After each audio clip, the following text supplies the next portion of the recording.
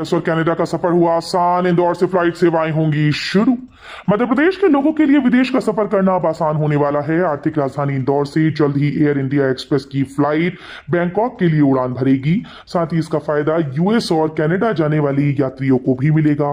दरअसल travel agents association of India के chairman Hemendra Singh जादौना ने बताया कि साल 2025 की शुरुआत में इंदौर एयरपोर्ट से इंटरनेशनल फ्लाइट सेवाएं शुरू हो सकती हैं।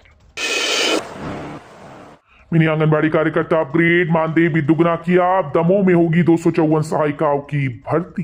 दमोह जिले में आंगनबाड़ी केंद्रों पर जल्द ही सैकड़ों आंगनबाड़ी सहायिकाओं के पदों पर भर्ती की प्रक्रिया शुरू होने वाली है। दरअसल लंबे समय से कम वेतन पर कार्यरत मिनी आंगनबाड़ सरकार के इस फैसले से दमोह की 254 आंगनबाड़ी कार्यकर्ताओं का मानदेय बढ़ जाएगा। उन्हें अब 6,700 से बढ़कर 13,100 रुपए मिलने लगेंगे।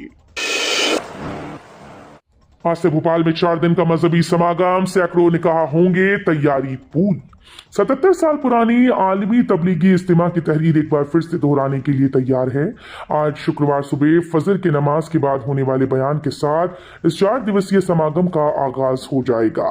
दोपहर में यहाँ नमाज जुमा अदा होगी। शाम को असर की नमाज के सादगी के साथ सैकड़ों निकाह होंगी।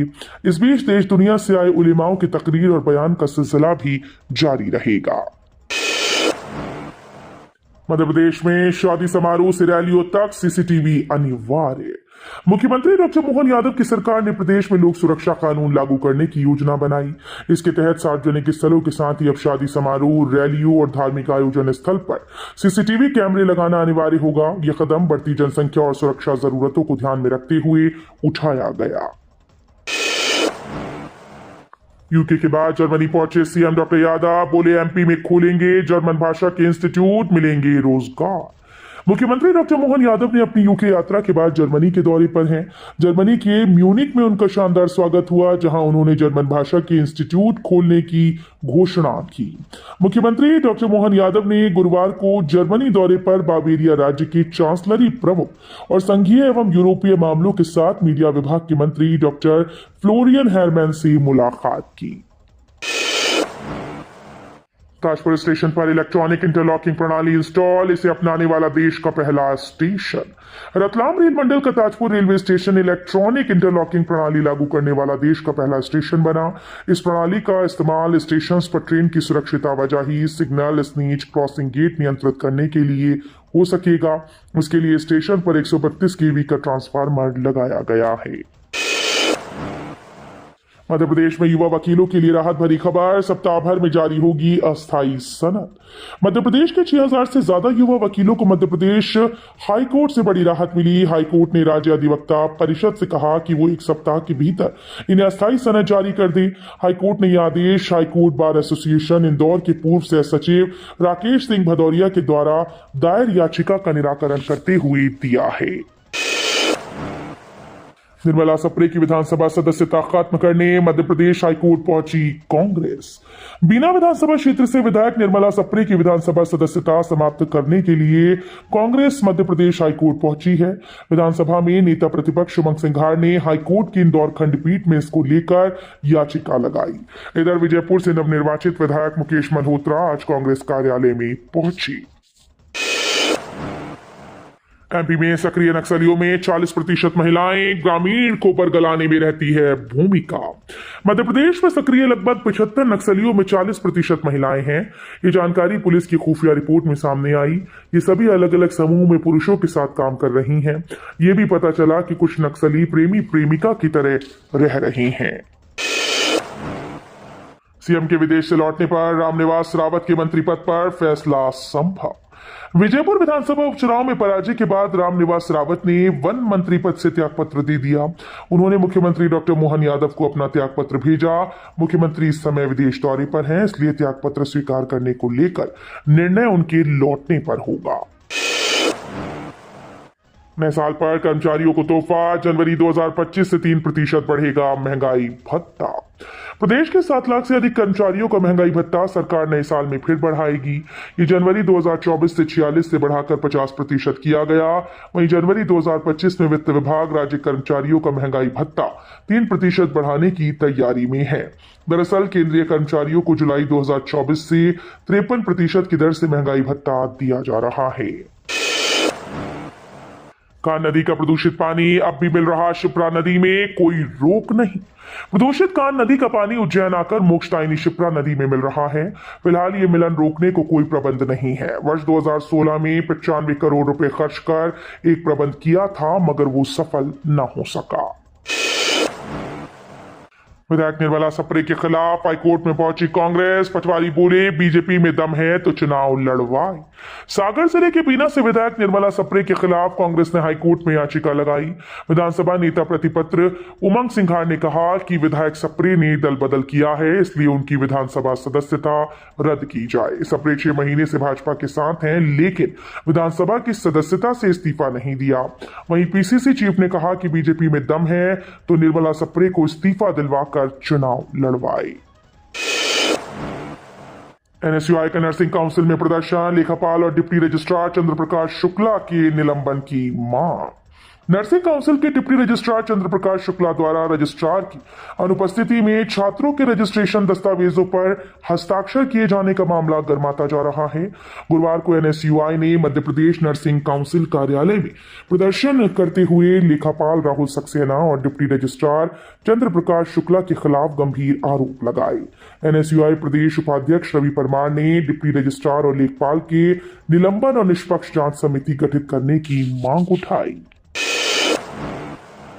वित्त राज्य मंत्री चौधरी बोले मनी लॉन्ड्रिंग और आतंकवाद की फंडिंग पर कोई एक देश अंकुश नहीं लगा सकता। यूरेशियन ग्रुप की बैठक में गुरुवार को मध्य प्रदेश के राज्यपाल मंगू भाई पटेल और केंद्रीय वित्त राज्य मंत्री पंकज चौधरी शामिल हुई। अपने संबोधन में राज्यपाल मंगू भाई पटेल ने कहा कि किसी भी देश की अर्थव्यवस्था के लिए मनी लॉन्ड्रिंग खतरा है। वहीं केंद्रीय मंत्री चौधरी ने कहा कि आर्थिक बदलाव के इस दौर में मनी लॉन्ड्रिंग और आतंकवाद के लिए होने वाली फंडिंग में तकनीक का इस्तेमाल होने लगा है, उन पर कोई एक देश रोक नहीं लगा सकता। मध्य प्रदेश का तीसरा पूर्णतः स्मार्ट मीटरीकृत शहर बना झाबुआ जिले का थांदला। मध्य प्रदेश पश्चिम क्षेत्र विद्युत वितरण कंपनी स्मार्ट मीटरीकरण का कार्य प्राथमिकता के साथ कर रही है।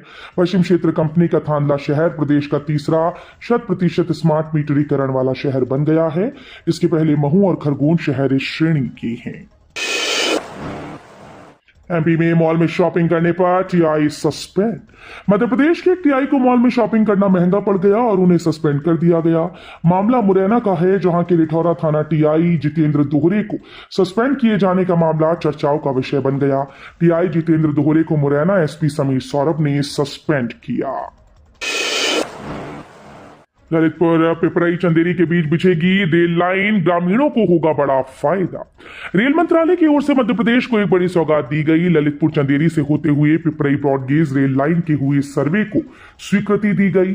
वहीं अंतिम स्थल सर्वे के लिए रेल मंत्रालय ने 2 करोड़ की स्वीकृति दी। इस रेल लाइन के लिए सामाजिक कार्यकर्ता ने केंद्रीय मंत्री ज्योतिरादित्य सिंधिया को पत्र भी लिखा था।